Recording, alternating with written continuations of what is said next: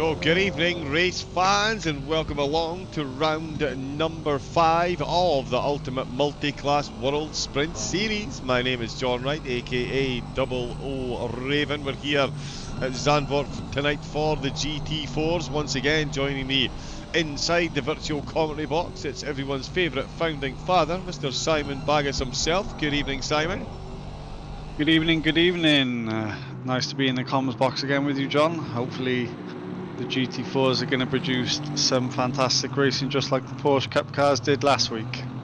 Oh yes, they did, and if there's one thing the GT4s do well, and that is race. These things are proper little tanks. They can take a bit of dents.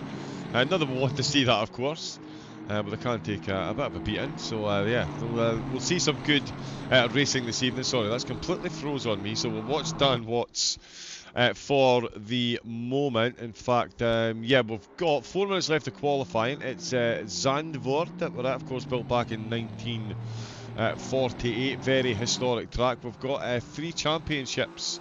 When you were born, John, right? Hey, there we go. It started already. This is the abuse I have to put up with. Honestly, you should hear it before and after. That's terrible. It's terrible. No. But throwing in the old jokes. And you've completely thrown me off as well. So nice one for that. No, the championships. There we go. There is effectively 4 championships running. We've got the pros, the intermediates, the AMs, and of course the overall championship, which is the one that is the most hotly contested at the minute. It's Aidan Carter who's leading the way overall in that one. Dan Watts is all square with Benjamin Asili in the pros, 108 points each. Those two have, and safe to say Benjamin definitely a contender. He's been a bit of a bad luck magnet, but he's got the head down and he's brought his results right back in line with 3 out of 4 trips on to the podium. The only other drivers better than that, Watts and Carter. Every race on the podium so far. That's the type of consistency that brings you home championships, and it is unsurprisingly Carter and Watts that are leading the way in the overall championship. Only 5 points separating them. Leon Seeley on 133 points back, and Benjamin Asili is only 2 points behind on 128. Paul Sidlowski, certainly not to be counted out with this one, 122 points he's got, only 6 points back, and of course Sigurd Revzig. He didn't take part in round 1, neither did Andre Dixon Chen. They're only separated by a point, with Joe Boyle also on 118 points. Jack Thorburn on 115, and Chris Fielder rounding out the top 10 on 108, so only 30 points separating them at the top side. In the overall championship, obviously the sim grid rating determining where the drivers go, but we've seen some of the intermediates are definitely pro pace, but the overall championship, it's been it's an absolute winner. I mean, there's only, like I say, 30 points separating the top 10. That's not too bad at all. No, that's the good thing about the overall championship. We made it a lot closer in the point structure than the class championship, and it's producing, like you said, a fantastic overall championship battle between the pros, semi-pros, intermediate drivers, all mixing it in together. In terms of the class championships, Aidan Carter seems to be away and gone safely in the intermediates, unbeaten in the championship in intermediates so far, and it's mighty close at the top of the pros between Dan Watts, Sigurd Refsig, and Leon Seeley, with Benjamin Asili not too far behind in the standings either. Only 2 AMs here, Van Dam and Woodcock. I think they're going to be fighting out between themselves in the AM championship, naturally, because there's only 2 of them. But yeah, I mean, the intermediate championship is hotly contested as well. Yeah, it definitely is. It's nice and close, and as Simon said, there only 2 arms this week, Van Dam and Woodcock, so guaranteed podiums for those 2. No differentiating up and down the order as to the class that the drivers are in the race, because they're all in the GT4s, so they've all got that little blue triangle in the bottom corner, but it is two pros that are leading the way, Watts and Revzig. Would you believe that, Simon? Dan Watts and Sigurd Revzig are absolutely inseparable in the qualifying. I would not know that at all, John. Would It's never not, believe that, would you? Absolutely would not believe it. And less than half a tenth behind Revzig is Aidan Carter in that Martini. I actually saw him taking part in a race last night, and he was in the Alpine, which has been banned from this the GT4 section of the championship, and he actually had the F1 Alpine livery on it. So, yeah, looked very good. Benjamin Asili, are we going to see him pick up a race win before the end of the season? The Mercedes, three of them in the top four. Carter in the Porsche, Dixon Chen in the McLaren, half a second off the pace. Sophie Erwan for the United Sim team, 11th place. Oh no, not the lead Ginetta, my apologies. Linksay is in the Ginetta. So he's leading the charge for the Ginettas in 8th. Leon Seeley in 9th place at the minute. Watts is in the pits. He's done with quali. Dixon Chen, he's not quite done. He's got a bit of time in his pocket at the minute. As I say, we're here at Zandvoort. Phenomenal track. There's 2.6 miles. And again, not to once again harp on during an ACC broadcast about other sims, but I do love racing the F4s around here. On race room, incredible racetrack, and this of course is the pre-last corner. Dixon Chen into the pit, so it's only Sidlowski left out. Does he find any improvement? No, he does not. And I'm glad we banned the Alpine as well, John, so we don't have an Alpine Cup as we see in so many GT4 broadcasts these days. It's nice to see a mixture of all these different cars being used. Yeah, it definitely is. Yeah, and yeah, a few Mercs getting the job done. Let's look at the official timetable. There is actually 3 arms on the track. One of them, S Bagas, did even manage to pick the Porsche. Thrown under the bus for no reason whatsoever. Dan Watts taking 3 purple sectors as well as a 2.5 tenths gap to the rest of the field. It is unsurprisingly his teammate Sigurd Revzig that will be joining him on the front row of the grid, with overall championship leader Aidan Carter, let's get the mouse off of there, starting in 3rd. He'll be on row number 2 with Benjamin Asili. 3 Mercedes on the front 2 rows. The Porsche of Carter in 3rd, and then Dixon Chen in a McLaren in 5th position. He'll be side by side with Paul Sidlowski in the Merc, and then it will be Thorburn and Boyle starting on row number 4, the McLaren and the Ginetta inside the top 10. Then it is Leon Seeley and James Rawlins side by side on row number 5. Sophie Erwan and Luca Monroe starting 11th and 12th. Nelson Pinto, Mr. Death Zone, of course, got a corner named after him at Imola. That's how good he is at overtaking. He's going to be starting on row number 7 with Klaus Christensen. David Danzer will be on starting 15th on row number 8 with Van Dam.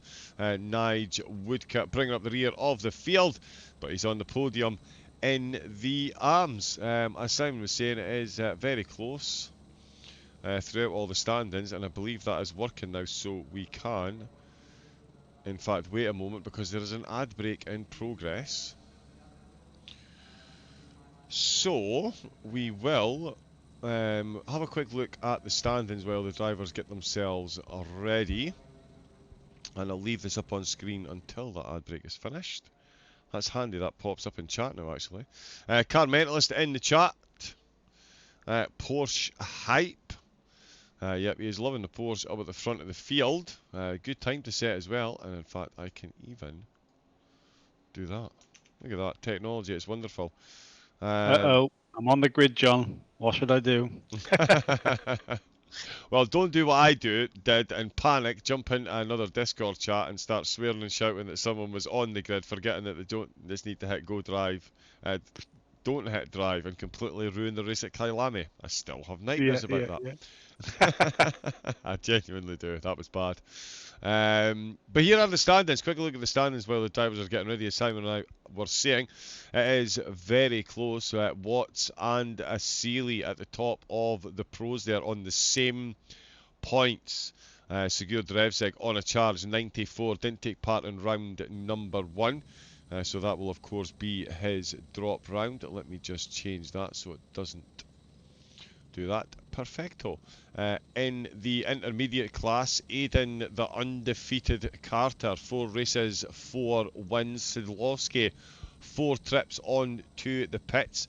Still sees them all 30 points behind Carter. It's quite the domination in that league. Dixon Chen and Joe Boyle on exactly the same points there in 3rd and 4th. Jack Thorburn and Chris Fielder, as I was saying, 5th and 6th. Nelson Pinto in 7th. David Danzer in 8th. Declan Bowler and Klaus Christensen are rounding out the top 10. Only 2 drivers left in the AM, so we'll jump quickly on to the overall championship. And as I was saying, there is only 30 points separating the top 10. Carter with 2 race wins and the other 2 trips, other 2 races on the podium as well. The only driver to feature on the overall podium in all 4 races, which is quite the feat in this field. Even Watts finishing 4th overall in the last race. His other 3 trips to the podium see him only 5 points behind. And Leon Seeley, 130 points, is actually ahead of Benjamin Seeley, due to the fact that there was basically more cars in the race. So Seeley might be ahead of Leon in the Pro Championship, but because of the way the overall championship is tabulated, Seeley is ahead of Seeley by 2 points. Confused? Yep, me too. Let's get back on. The drivers are on their warm-up lap. Thoughts on Zandvoort from Simon? It's a phenomenal track for me. It is a phenomenal track. It's very hard to overtake here, so qualifying was definitely a crucial part of this round. I don't know if Mr. Aidan Carter is going to be able to get through the RTO boys of Revsig and Watts, locking out the front row in those Mercedes. I think Mercedes overall just seems to be a bit of the faster GT4 compared to the rest. Obviously it depends who's behind the wheel. Look out for Asali. I mean, he's had a ref time in most of the starts at each round, and he's always been on a comeback fight. If he wasn't in a comeback fight, he may be challenging for the race win, so watch out for Asali if we can keep it clean at the beginning of this one. And obviously something that could be crucial here is the mandatory pit stop. The undercut may work wonders out on that fresher rubber quicker, getting the undercut on your competitors if you can't get the job done out on track. Yep, it's certainly going to be an interesting one. And yeah, Carter, I've said this before, he is pretty much the full package when it comes to racing. He's got race pace, but his strategy calls 99 times out of 100 are absolutely bang on as well. So are the rest of the field. It's going to be an interesting one. Here we come in to the final corner.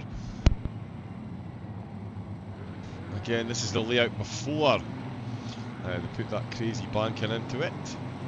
Thankfully, I much prefer this layout. GT4s, we've still got 2 rounds to go.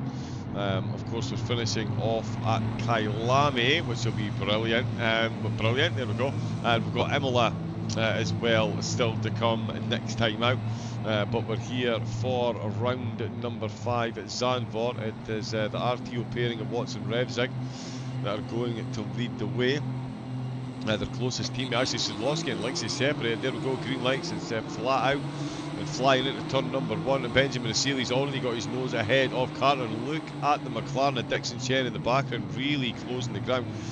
Paul Sidlowski definitely won't be getting any overtakes there. Turn, and it is as you were out of turn number 1. Watts leading the way, Revsig second, Carter in third. Oh, and there's a big battle going on in the background. Sidlowski got completely outgunned on the start line, but he's come straight back at Dixon Chen, and it looks like he's got his nose in front. He has indeed.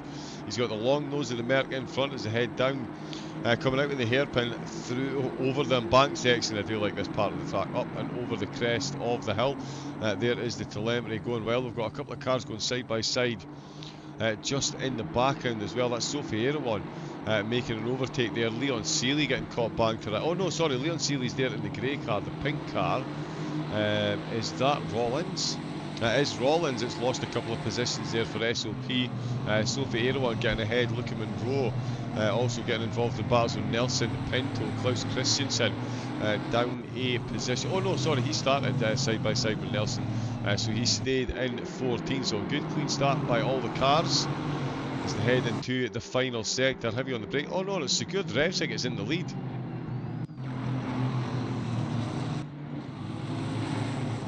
So let's see how that happened. Oh, he's already in the lead. He got the lead into turn number 1. Yeah. I did not even. Did you even notice that, Simon? I completely didn't. I didn't want to interrupt you, John. Yeah, I didn't want to interrupt you, mate. Yeah. Oh well, there we go. So Sigurd getting the lead right out of the gates. Then Ian Carter, he'll be buoyed by that. He'll be looking to jump on that bandwagon if he can. We can see the action there. Coming through 8 and 9 on the opening lap. Seeley getting very close to the other McLaren there. Sophie Erewhon just behind as well. This is a corner I can definitely struggle with. It's easy to lose the back of the car, but nothing doing for the drivers up at the front or down the field. It is a very long replay that we're stuck on. David Danzer into the pits. So there you go. He is going for an early pit stop. Right at the end of lap 1. I mean, these cars will easily do 40 odd minutes on a set of tyres. But yeah, I think the GT4s can do almost 2 hours on a full tank of fuel, John. So, I mean, it's going to be a splash and dash, and you should be straight back out. Obviously, they've got to be stationary for 30 seconds to change tyres. But yeah, I mean, they're not so aero dependent like GT3s, and they don't wear the tyres as much. Dancer's gonna be coming out in clean air. He may be one to watch to move up inside the top 10 perhaps.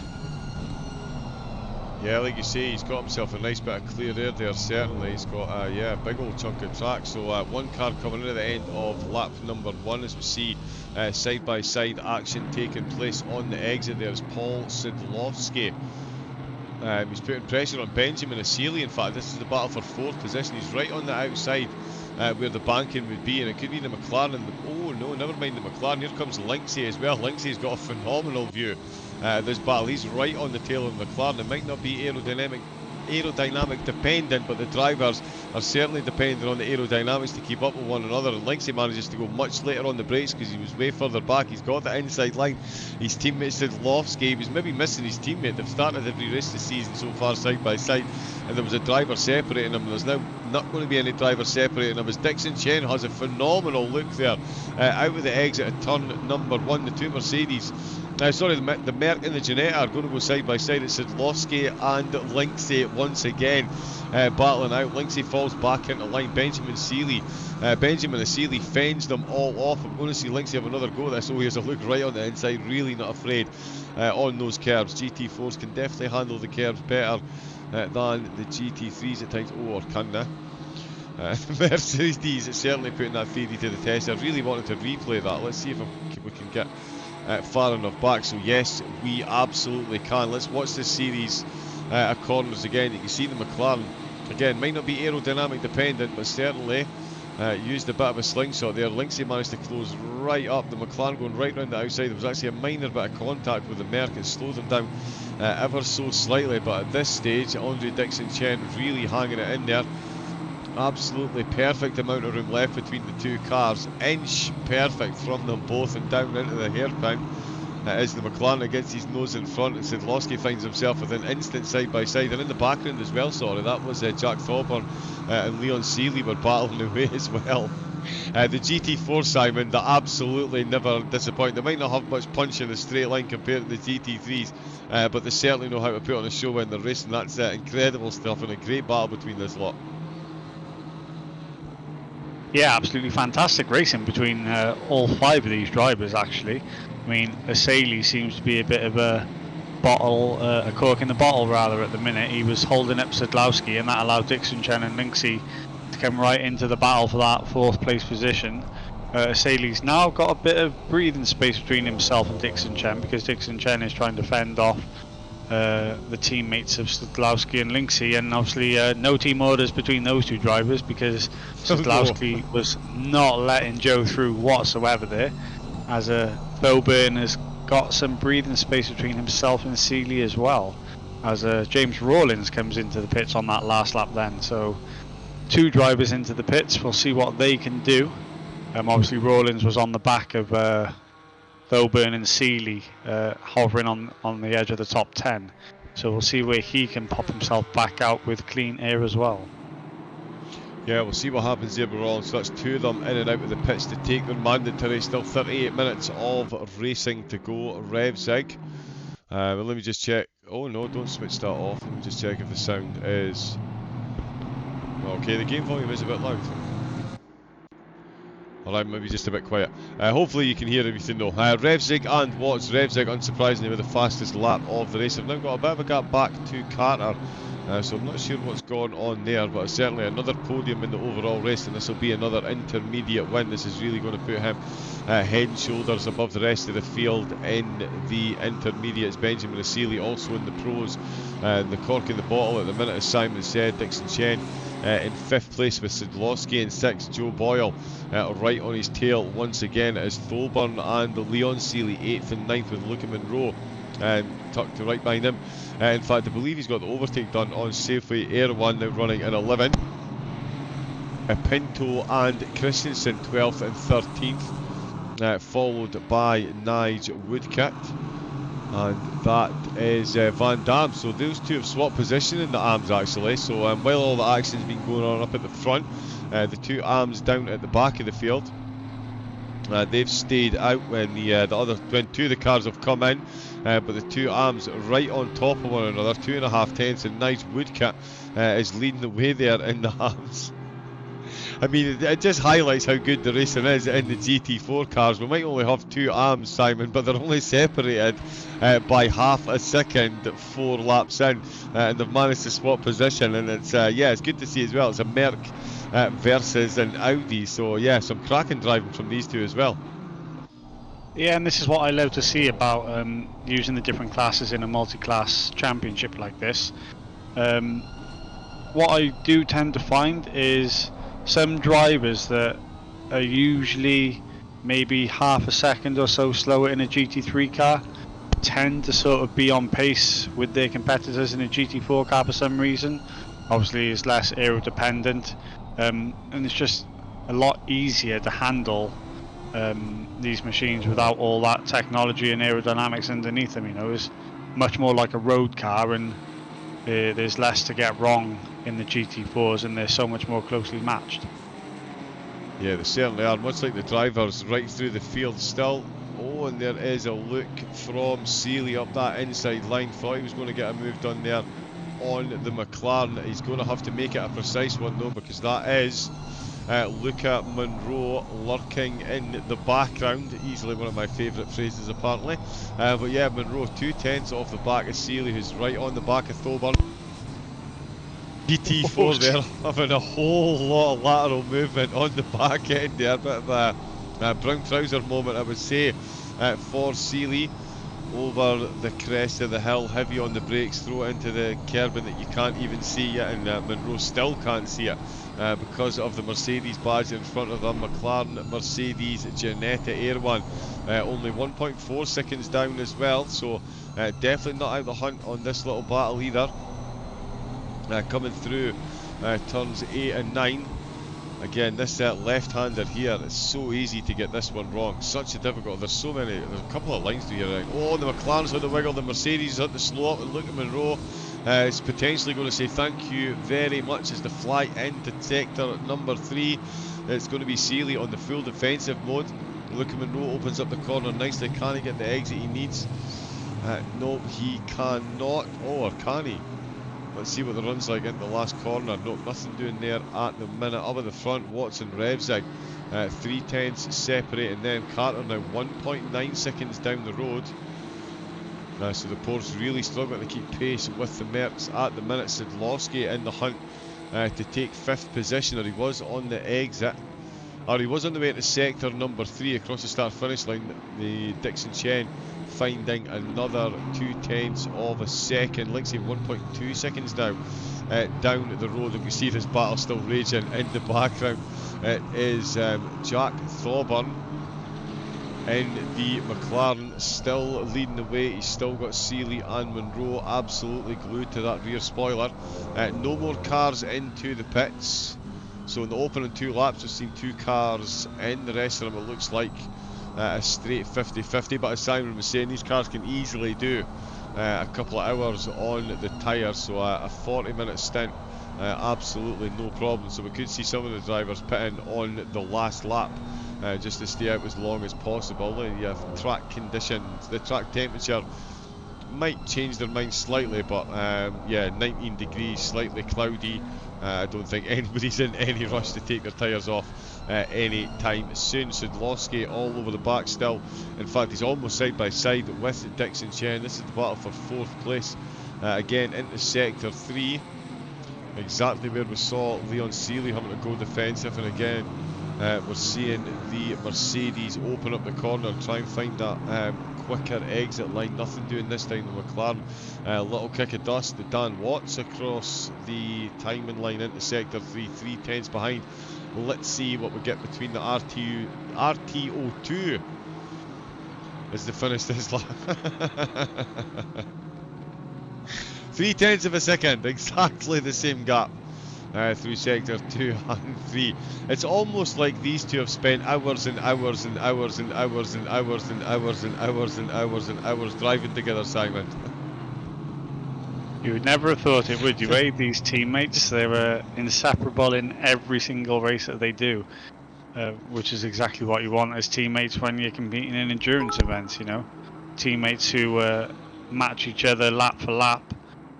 Is a perfect consistency for the longer endurance races, and that's why we saw them finish, I believe it was 2nd place in our 24-hour race, actually, wasn't it? Yeah. So yeah, you know, amazing consistency, especially between those 2 drivers. And yeah, they're just running nose to tail, running away with this one. 3 seconds to Aiden Carter, you know, and Aiden Carter was the runaway winner in the last round. I think he finished something like 15 seconds ahead of everybody else. So it just goes to show the difference between a GT3 Porsche Cup and GT4 and how these drivers can handle them. You know, Carter is winning the intermediate class. Sidlowski is his closest competitor. He is 2nd in the championship. As you mentioned earlier, you know, Dixon Chen missed round 1. So after this round, with the drop round in play, you know, Dixon Chen is going to be right in the mix for the intermediate championship as well. And Linksay's just fallen back, actually, as I thought he was going to be challenging a bit higher up. 2 seconds off Sidlowski now after trying to stick his nose up the inside earlier on, but he does have some breathing space to Thoburn, who is having to defend from Seeley and Monroe. So yeah, some good battles up and down the field. Yeah, there really is. Thank you for the follow there, Nathan Pro. Welcome into SOP. It's round number 5, the ultimate multi-class World Sprint Series. It's not multi-class in the traditional sense, though. The drivers have been in GT3 cars for the opening 3 rounds, Porsche Cup cars for the last round, and they are in GT4 cars for this and the next 2 rounds. So their full driving repertoire put to the test, and we've missed an overtake there on the podium. So we actually jumped off of these 2 here, and Benjamin Asili has got the move done on Aiden Carter. So the Porsche really is struggling for race pace against the Mercedes. Let's see exactly what happened. There was a big gap across the start-finish line as well. So we'll see if the Porsche potentially making a mistake. It's Oh, and he has run a bit deep. I was going to say that does look a bit deep into turn number 1. And all that hard work undone. And yeah, Benjamin Asili getting the job done very nicely indeed. Great driving by them both. It's certainly not giving up the hunt with Carter. And will look for a counter move through the hairpin, but up the hill. And that is Benjamin Asili. Over the crest of the hill and soon to be far away, or certainly based on the performance of the Mercs versus the Porsches so far. This looks like it's going to be a bit of an uphill battle then, Simon, for Carter. Maybe a bit of luck going Asili's way. As we say, so far he could definitely be a contender in the overall championship, and still might be with a few races to go. So we know that he can race, we know that he can overtake, so you would assume his defending game is going to be pretty on point, so it could be a bit of an uphill task here for Carter getting back onto the overall podium. Yeah, you talked about Carter being a brilliant overall package as a driver. I mean, Asili's equally, in good measure, a brilliant overall driver in all circumstances. He got the job done. I don't think Carter's going to be able to get the move back unless Asili makes a mistake, but I don't think we've actually seen a mistake from Asili all championship. So yeah, I think Asili could be on for he could be on for his podium finish once again. Obviously 4.7 seconds separates him from the top two, but they're all in Mercedes, so equal machinery there. I don't think he's going to be able to close that gap. But like you just said, I think the Mercedes seems to be the strongest GT4 in the field, as Sadlowski is looking to make a move on Dixon Chen as well. So the Mercedes are all moving up in the field, with Seeley also looking to make a move on Thoburn actually. All the Mercedes doing the fighting here instead of defending. Yeah, they're definitely into Hans Ernst again. It's almost another side-by-side for Seeley, not quite this time, but it's Thoburn that he's all over. Watts and Revzig, there's now an extra tenth between them. It's been 0.3 of a second for the last lap and a half. It's now 0.4. Maybe one of them is human. Or maybe the timing deltas are wrong. It's probably more that the timing deltas are wrong. I would more believe that, to be fair, the way these two race. Benjamin Asili, he looked like the cork in the bottle at one point in the race. He maybe just didn't quite have his tyres up to pressure early enough, but he's certainly got the running done now. Carter has gifted him that spot on the podium with an uncharacteristic mistake into turn number 1. And the Porsche performance certainly seems to be lacking a bit against the Mercedes in race trim. Dixon Chen still in 5th, the Sadlowski hunting him down in 6th position. Linksay bringing himself slightly back into this one, 1.4 down he is now. Jack Thorburn finding the gap to Linksay, increasing with every corner. That's because he is defending, as Simon said, from Leon Seeley there in 9th. Lucky Monroe rounding out the top 10. His Ginetta struggling to keep up with the McLaren and Mercedes ahead. His teammate Sophie Erwan there in 11th overall. Pinto and Christensen still in the same positions, and in the arms Nige Woodcock started in 2nd place behind Van Dam, but he's got the overtake done and now finds himself with a 2.9 second gap. So Woodcock looking very good as we approach the halfway mark to bring himself home a win in the arms. Rollins pitted at the end of lap number 2. He finds himself 16th overall, and Danzer pitted at the end of lap number 1. So of course finds himself in 17th place. He's 13 seconds down on Rollins, which by my rough calculations is going to bring him out someplace around about Erwan to Christensen. We'll see, maybe a bit further ahead of that. We'll see how the rest of the field interact with one another. Oh, Sadlowski on the exit to turn number 1. He really had a good look at a move there into turn number 1. And I tell you, Linksay would have had a good look at that one. So let's jump onto his bonnet, and we'll watch him watch his teammate out of the last corner. Gets a very good exit there, and again, they're not really slipstream dependent here, but it certainly will help a bit. Has a good old look, and it's on the exit off, so the McLaren runs deep. So Dixon Chen making a similar mistake. Oh, pardon me, similar mistake to, oh, and that's underneath the track. Yeah, similar mistake in turn number 1 as Aidan Carter, and almost losing himself a position there. And they're getting ever closer. Again, back Watts and Revzig back to 3/10 of a gap, the same gap that we're seeing here. Sadlowski really opening that corner up there. And that has not worked out in his favour. Leon Seeley still unable to find his way past Thoburn.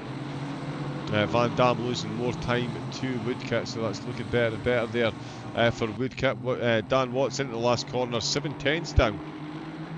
He is now, so Revzig starting to get a bit of a gap. I'm sure he won't waste any time stretched now. He is the holder of the fastest lap of the race so far, 1 minute 43.907. Watts' his fastest lap, 1 minute 43.925. Pit stops happening. Pit stops happening. Here we go. Wow. Oh yeah, Carter and Sadlowski both coming in on the halfway mark. There's Thoburn coming in as well. He's had enough of the pressure from Seeley chasing him. Seeley has stayed out. Both the United Sim team drivers are staying out as well. There's Jack Thoburn. As I said, he's coming in as well. Let's see if Pinto and Christensen come out. In fact, that is turn 1, they're already through, so they've stayed out. Christensen, yep, so's Woodkit, so's Van Dam. So we'll see where Rollins comes in compared to Thoburn. I think it's a bit ambitious to think he's going to be up with Sadlowski. Definitely not going to be up with Carter, that's for sure. Watts and Revzig half a second apart. Linksay up to 5th. Dixon Chen now up to 4th. There's Aidan Carter. Oh, who's going wide there? Linksay, I think it was. Linksay was off the track there as well. Oh!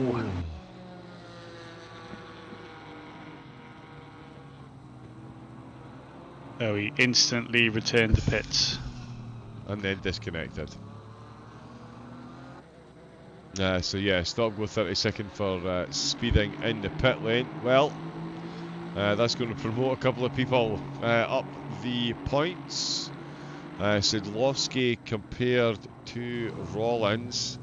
He's definitely back. And I'll tell you what, actually, all hail Paul Sadlowski. While I've been checking the rest of the field, and I don't know if you did notice this, Simon, or not, but he's now only 6/10 behind Carter, and he had Dixon Chen in front of him, so he's had an absolute worldie of a pit stop, or Aidan Carter's had an absolute nightmare. But either way, Sadlowski now battling for potentially overall 4th, as almost the rest of the top 10 come in, with only Revzig and Linksay staying out. Overall 4th, but crucially, the victory in the intermediate class, John. This is a battle between the top 2 in the championship in intermediates. Carter just doesn't seem to be at one with that Porsche in this opening GT4 round, and the Mercedes definitely does seem to be the stronger package at Zandvoort. I mean, including us, all the drivers come into these GT4 rounds with a bit of an unknown quantity. GT4s don't really get used that much, and so all these drivers are going to have limited practice as to how the tyres handle, how the cars handle on fuel loads, what the degradation's like, how they handle with any aerodynamic damage, and all this is playing a part, you know. Looks like Sadlowski's going to be odds on for the win here if Carter can't keep it on the green, because what we're also seeing is, I don't know if there's something going on with brake fading in these GT4s, but a lot of these drives are struggling to, especially before the pit stop anyway, we're struggling to keep it on the tarmac. We saw Carter go off, we saw Linksay go off, we saw Dixon Chen go off. Chen ran deep in turn number 1 as well. You know, we're seeing a lot of drivers struggling, and it's only been 25 minutes. Yeah, so someone's definitely going on there. No lead laps for Linksay this week. He joins his teammate Revzig in the pits. Erwan takes the lead of the race. Pinto comes in. Woodkit coming round the last corner. Sadlowski and Carter definitely battling out for the intermediate win. Dixon Chen is confirmed behind him as he's come out of the pit, so he's had a pit stop similar to Aidan Carter's. Then Sadlowski has got the job done on Dixon Chen, now needs to get the job done on Carter. Can't deny Carter a full house of wins so far. Will it be 5 from 5? There's Revzig back out of the pits, and he's battling with Dan Watts. And which one is Dan Watts? Dan Watts is in the green, is he? He is, yeah. Yeah, there we go. So incredible scenes, unbelievably 3/10 separating them. We'll let the in fact, let's have a look at that one again on the pit exit just to see how close it is between these two. Here comes Watts. And there is Revzig in the pit exit line, wants us to go, or tries to go right round the outside. And oh wow, so he's had a really, really good outlap and flying lap then. Undercut very nearly working out for him, but Revzig manages to get back out of the pits and seconds out round 722 between these two on an SOP stream, Simon. Something in that region. Something in that region, yeah.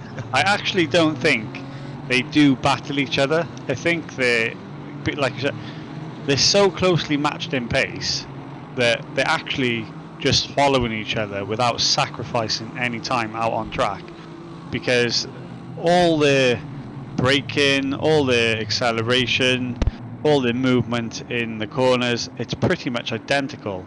They're setting identical lap times, they've got identical race pace. Yeah, like they've been inseparable for months and months and months now, and I don't actually think they race each other per se. They're just one with each other. Yeah, and if one of them makes a mistake, there's no over defending or anything. It's just, oh well, I made a mistake, you can go and take the lead, and exactly. I'll follow you for a bit. Let's not jeopardise anything. To finish first, you must first finish. The pit stops have really worked out well for a couple of the drivers. Leon Seeley has got himself up a position or two. He's actually just ahead of Sophie Erwan, who's in the pits. Nice Woodcut had a couple of laps, or half a lap in the lead. Sorry, that's him now in the pits. Revzig and Watts separated by 0.3 of a second. Yep, I am a broken down. I could do this I could do a race with these two pre-recorded now. I just need to record to myself saying Revzig and Watts separated by 0.3 and just put it on loop. Yeah. Yeah, man, that'd be the easiest broadcast in history. That'll be on your stream deck. Yeah, that's it, get it on the stream deck. Oh, nice Woodcut. Oh, it was there. The race went in the arms. Back out in 15th ahead of Van Dam. He's going to have got himself a drive-through for speeding in the pit lane. We'll have to wait till he gets. Oh, so Sadlowski's got the job done. Oh, so he has. Yeah, let's have a look at this then. That is, oh yeah, 9 and 10. Such a phenomenal little corner complex, really difficult. Oh, full send up the inside. Oh, and a little bit of contact, but to be fair, he did hold it.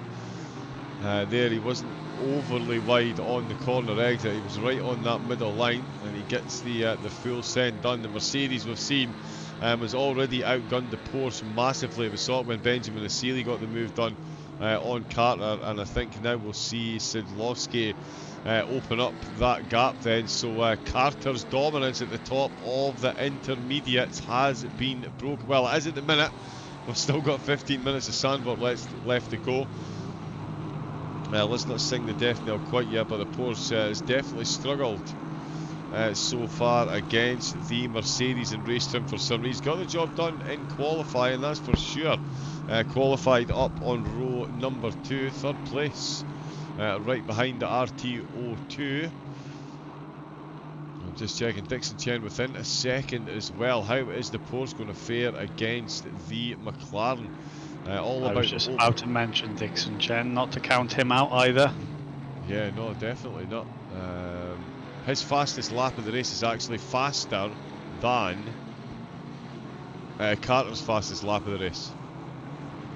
Interesting. I mean, Dixon Chen's McLaren looks rather speedy in a straight line. It looks to be one of the fastest on the straights. So let's not count him out for getting the job done on the back straight if he's in the slipstream of that Porsche. Yeah, most definitely. Yeah, you absolutely can never count Dixon Chen out of a race. Just ask the 43 people he went past at Imola. Yeah, 8 hours he did on his own because his teammate couldn't connect. So they couldn't set a quality time. Yeah, his teammate couldn't connect. So he ended up, and they didn't get a chance to set a quality time because they were having so many connection issues. So he did the whole 8-hour race himself and made up 40 places or something ridiculous over the race. Oh, and we're seeing a side by side. Who said the Porsche can't match the Mercedes? It's all about the driver behind the wheel by the look of it, because Aiden Carter pulls an absolute worldie into turn number 1. Oh, and almost losing the back of the rear. The back of the rear, the back of the Mercedes. That was a very good overtake there. Paul Sadlowski went full send on Aiden Carter. Anything you can do, Paul, Carter can do as well. And in fact, he did. Oh, he tried to hold the inside line. He just opened up the cutback then. Absolutely invited the Porsche through. Beautiful awareness there from Aiden Carter and from Sadlowski again. Millimetres between them. Precision driving from these two drivers. Simon, let's you and I just enjoy this bowl of humble pie and ice cream. Never count Carter out as he's just made a bit of a run deep there into turn number 9 through turn number 10. They're going to be side by side once again. Dixon Chen, he will be loving what he's watching here. Oh, and that is a good save by Paul Sadlowski then. He went for a full 50-50 rail slide there. Tony Hawk, 2 thumbs up of approval, and has put him under pressure as Dixon Chen comes moolering in. Oh, and he's almost try to redress the position there. That's costing both of them a whole lot of time, and Aiden Carter is grinning ear to ear on that one. Obviously nobody wants to see their competitors off and out of the race, but yeah, if they're going to make a little bit of contact like that and give him a bit of breathing space in the closing stages. But yeah, Andre Dixon Chen full-blooded into, maybe caught him out ever so slightly, where the Mercedes was braking, and he got caught on the curbs there. Didn't actually benefit from the position, gave it straight back, but yeah, that's someone that definitely has benefited from that. Aiden Carter now 1.1 seconds up the road, and that's given Sadlowski 12 minutes to try and chase him down. Dan Watts and Sigurd Revsing leading the way, separated by 0.3 of a second. You need to stop saying this now. I really do, don't I? It's just we're going to come an absolute meme between the two of them. They need to get that on the side of their car, 0.3. One of them can get a 3 and one of them can get a 10. We've got Benjamin Asili 3.4 seconds down, so he has gained a bit of time on the cars ahead. So running very well, a well-deserved podium here, and he's going to finish ahead of Carter overall, which is the important one for him, of course, in the charge for the overall championship, ahead of Leon Seeley as well, who's currently in 8th, and in fact Leon Seeley is battling away with RTO team principal Joe Boyle. Mercedes versus Ginetta. Through turn 9s and 10. Luca Monroe leading the way for the United Sim team. Sophie Irwan not returning to the racetrack from the pits. Van Dam is leading in the arms. Nige Woodkit speeding in the pit lane. Got a drive through penalty. He's had to serve that. He's come back out in 15th position behind Van Dam. So it's Van Dam taking pole position and looking very good for the race win in the arms. It's still very close between these two. Dixon Chen still right on the back of Sadlowski. This is not the position that Sadlowski imagined he'd be in at this stage of the race, given the battle that he was having with Aiden Carter. A cracking few laps between those two. Let's hope they can catch up, and we'll get more of the same. Quick look, Revsing and Watts are separated by 0.4. There you go, it's up to 4. Yes. Benjamin Asili 3.2 seconds, so again an identical lap time actually, 1 minute 43.972 for a Seeley. Dan Watts 143.925, so half a tenth separating their lap times there. The same difference actually between Sidlowski and Dixon Chen. Leon Seeley now with 7/10 to find on Links A. Links A definitely a wily campaign, and it's not an easy overtake, that is for sure. So we'll see. Yeah, I tell you what, John, I don't think this battle for the intermediate win is far from over. Carter, Sidlowski and Dixon Chen are all battling for that race-winning class. And I mean, 10 minutes left, so we know we can expect it to come to life in the final 5 minutes. And I'm not sure actually. Oh, Sidlowski sideways again. He's really pushing the limits of that Mercedes. I was just going to mention Refsig and Watts. I'm not sure if they're just taking their foot off the gas slightly, but Asali's close 1.5 seconds. I'm not saying he's going to be able to close the other 3 seconds in the final 9 minutes, but that gap is coming down for the race lead. I don't know if Refsig is actually holding up Watts around the lap at all, but it looks like Asali is the fastest of those 3 right now. He is by 2/10 a lap, yes. So at the minute, Refsig and Watts are hitting 1 minute 44.1 lap on lap, and Asali is 1 minute 39.5. 1 minute 43.9. My brain totally stopped working there. 44.1 for Watts, 43.9 for Benjamin Asali. I have no idea what was going on in my head there. But okay, yeah, so he is closing it slightly. Yeah, it's closing slightly. Yeah, as you say, he is going to get a bit closer, but in 8 minutes, it's not going to quite be close enough. He's certainly within sight. I mean, here's the view from on board with Asali. Just as I say that, they disappear over the crest of the hill into Hans Ernst. But the Mercedes flying through, and you can see the rear of those cars right on those inside curves. I would not be driving a GT3 Ferrari on there, that is for sure. It's one of those things, isn't it? You know, Asali before the pit stops didn't have Refsig or Watts in his sights, and now all of a sudden he can see them, and there's that extra bit of motivation to think, oh well, if I can keep closing the gap, maybe those two try and push each other a bit harder, and they have a little incident, and then all of a sudden Asali's in for the race win. Again, the same for Carter, Sidlowski and Dixon Chen. At the minute, Carter's got a 1 second advantage, but if Sidlowski and Dixon Chen can work together to close that gap on Carter, it could create opportunities in the final stages of this race. Yeah, definitely could. Could see some opportunities here. As you say, the intermediate battle definitely not done and dusted. The race win is certainly looking like it might be a bit more secure, or certainly swinging in the favour of Carter, because Sidlowski unable to shake off the advances of Dixon Chen. He's got exactly the same gap, half a second separating him, that separates his 2 teammates up at the front of the field. Leon Seeley still trying to find a way past Joe Boyle as well, and in fact he's dropped a bit of pace there to Boyle. Now 2 seconds behind the grey Mercedes down, and Lucas Van Dam not only leading in the AMS, he's caught up to David Danzer in the intermediates as well. So Danzer was the first driver to come in to the pits, so he's been on his tyres for about 40 minutes. Oh, and in fact Van Dam carrying a bit of damage as well. By the way, not again, these cars not very aerodynamic dependent, so not likely to be having a massive impact on the car's performance, but certainly he's in position to not only bring home the AM win, but get himself 13th overall in the race. Let's jump back on board with Dixon Chen.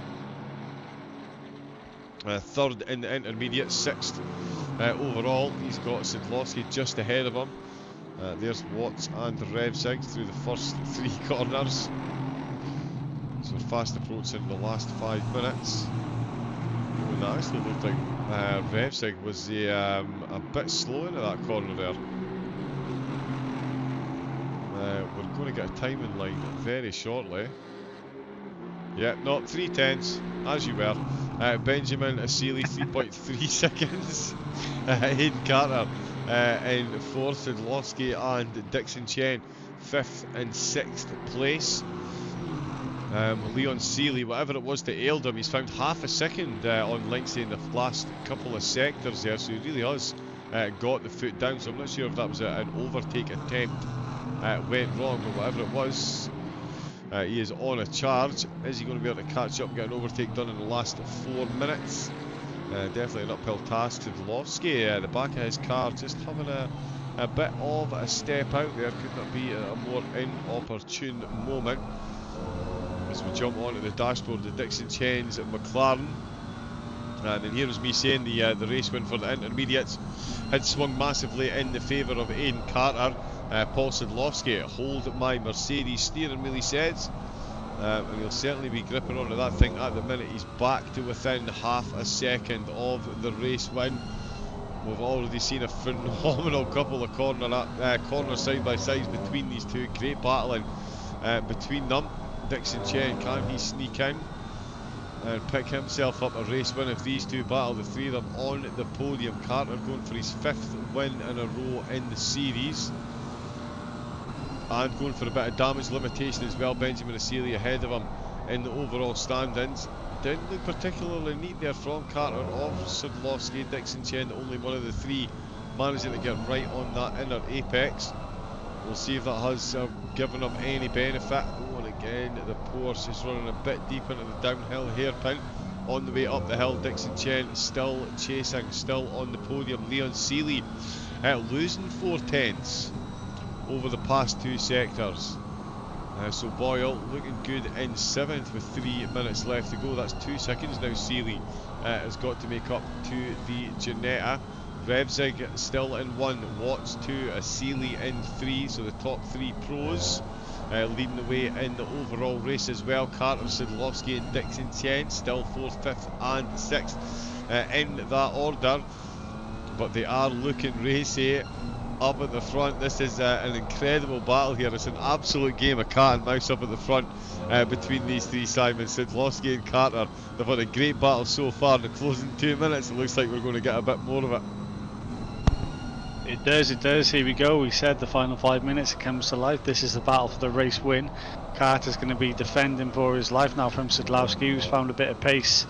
Looks like we're just seeing a repeat of what happened before the pit stops, John, where Carter starts to struggle with that Porsche and Sadlowski comes to life. Maybe Carter's going to make a mistake now into turn 1. Sadlowski's going to be right on the tail of that Porsche. He's going to get the slipstream to get the job done. It doesn't look like he's close enough as Carter's weaving down the straight to try and break that from Sadlowski, who closes right up and actually goes a bit deep into turn 1. I think we're going to have a mighty battle on the very final lap of this intermediate GT4 class win. Yeah, I don't think you need a crystal ball and a visit to a gypsy to foresee the future on that one, most definitely. Still 3/10. 3/10. Yeah. I'm getting a t-shirt. That on a screen surround. Revzig, Watts, 3/10, but yeah, still 3/10 separating these two. As that's them heading into 9 and 10 once again. Asili 3.4 seconds.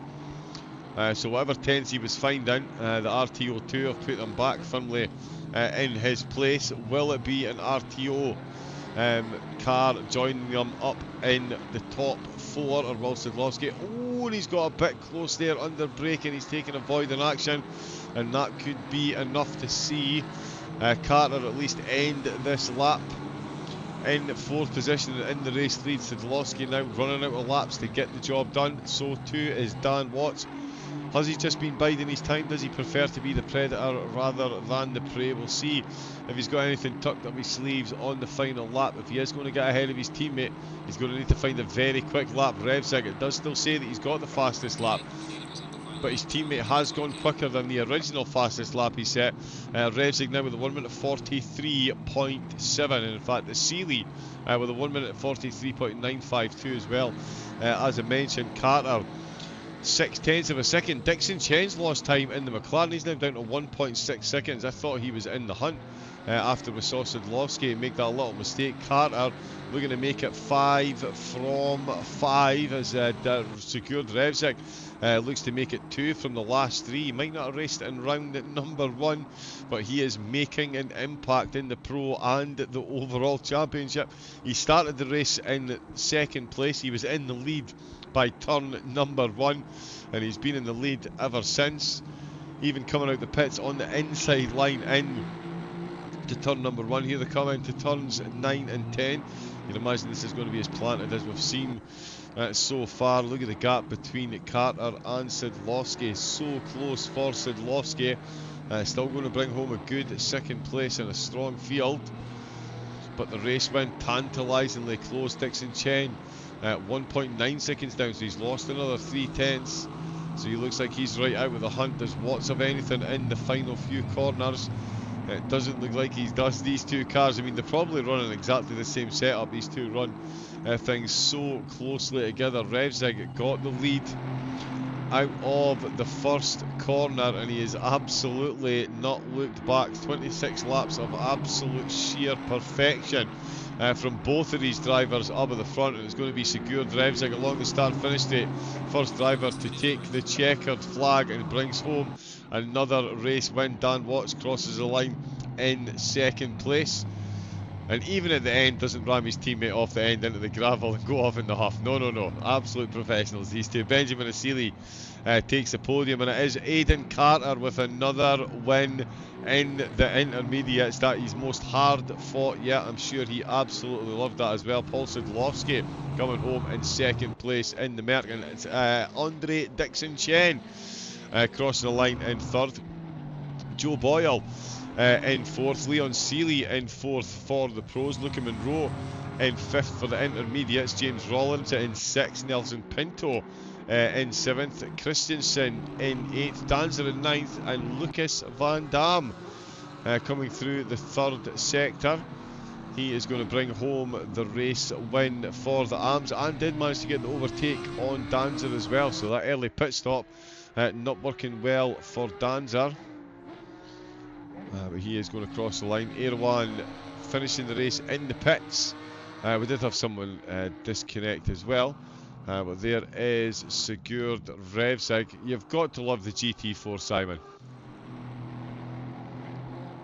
We do. I mean, it's just a shame we're not seeing a full grid of GT4 action, but it doesn't make a full grid to create a fantastic race. And we saw a fantastic race here today as Carter's showing his drifting skills there in the Porsche. There is no end to the man's talents. No.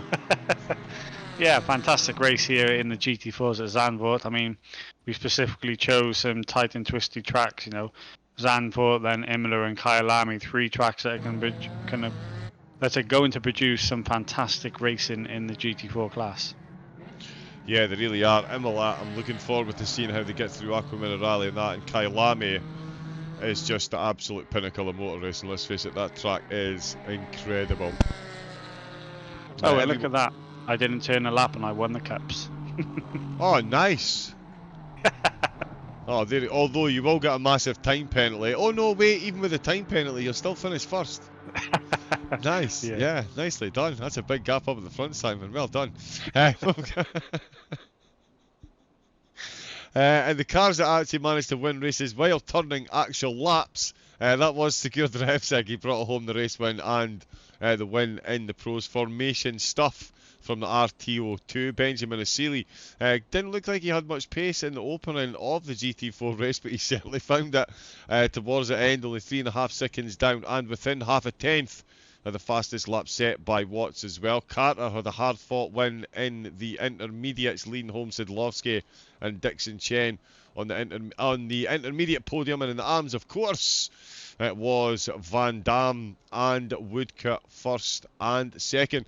Red Luca, who of course that was who I was speaking to on that's Luca Monroe for the UST.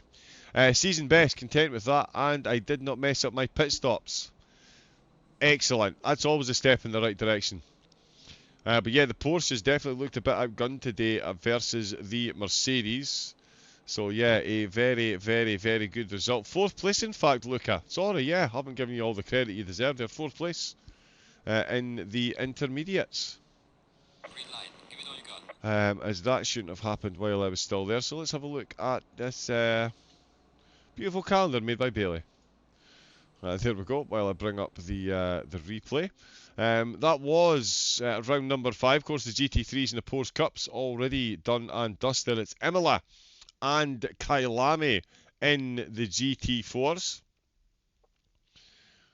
Still got those 2 rounds to come. Sophie Erwan with the follow. Thank you very much. Welcome into the broadcast. I saw you finished in the pits here. Hopefully everything okay. But yeah, your teammate look at bringing home a good result there. There is Aidan Carter in the chat. Man, the Porsche is difficult to drive in race trim.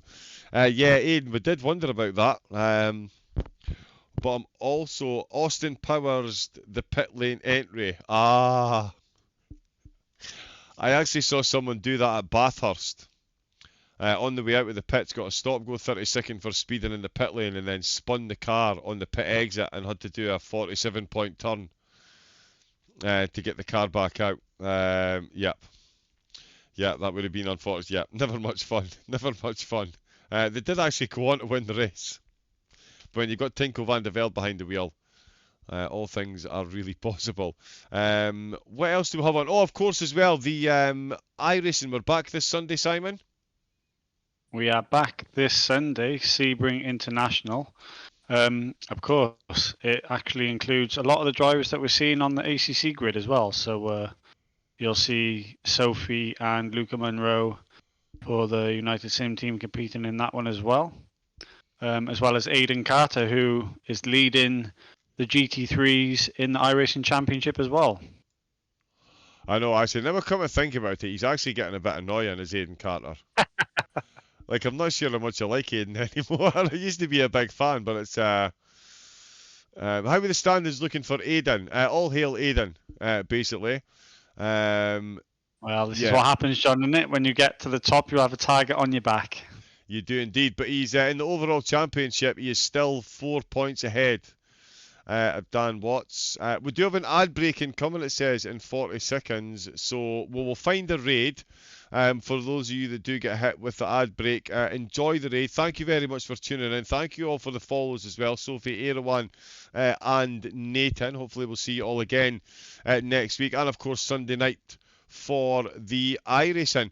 Looking forward to Sebring. Got the Britcar 24-hour first. Yeah, a couple of my teammates. Just getting to learn the Sebring. That should be good. So if we're not here after the ad break, thank you everyone for tuning in.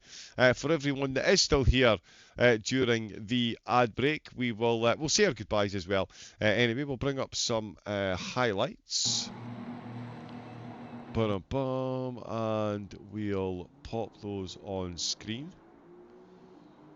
And yeah, thank you again for the follows. We'll see you on Sunday night for the continuation of the road to Le Mans on iRacing. 3 classes of car taking part in that one. And of course, we'll be back for the conclusion, for the next round, sorry, not the conclusion, we've got 2 rounds to go, of Imola. Next time out, we will go and raid 9K from the UK. So you need me to do it, John, or let me just see. Does it work? No, because I've hijacked the SOP channel on the actual Twitch website. Hope you don't mind. There we go. So there we go. Ad break in progress ends in 1 minute. Wow. Okay. There we go. Did our livery's not come up? Oh dear, our livery's broken. I maybe just didn't update it. Enough. But yeah, hopefully they'll be working for next week. But yeah, we're going to jump on board with 9K from the UK. He is, of course, already back out racing. That looks like one of the British tracks that fills me with fear. Shell Oil Corner. You might as well have oil on that corner. But yeah, until the next time, enjoy the raid. We've got a good night and a goodbye from Simon. Good night and goodbye from Simon. And that is a good night and a goodbye from me. Enjoy 9K from the UK. We'll see you Sunday. And until then, stay safe, take it easy, and have a great rest of your night. Good night.